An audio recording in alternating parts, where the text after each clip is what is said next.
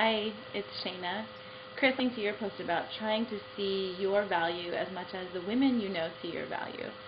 And it's funny, as I was reading your post, I just felt this kind of energy that was really draining. And I realized that in some ways what it seemed to me is like that your attention is in this place of trying to figure out or trying to know that you have worth.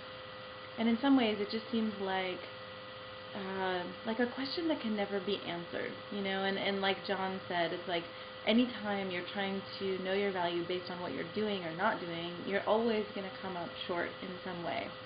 And I love the energy that came up in your post when you started talking about playing metal. It was like through the page, I felt your excitement, and I felt your pleasure, you know, I felt your just the way it lit you up. And my guess is that in those moments, and maybe you even said this, but there's no question of worth in those moments when you're truly enjoying yourself and really just living life.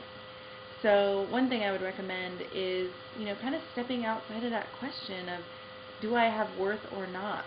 And actually just following through, and maybe this is aligned with integrity, I think, but, you know, following through on what's true for you, what you value, what you love, and then you're living in a way that you feel great about, and then, you know, inadvertently it's like,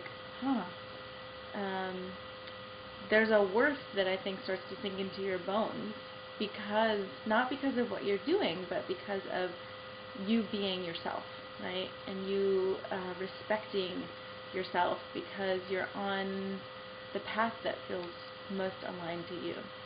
So I don't know if I specifically answered your question, but that's the feedback I have for you on your post, and I can't wait to see and hear where you go from here.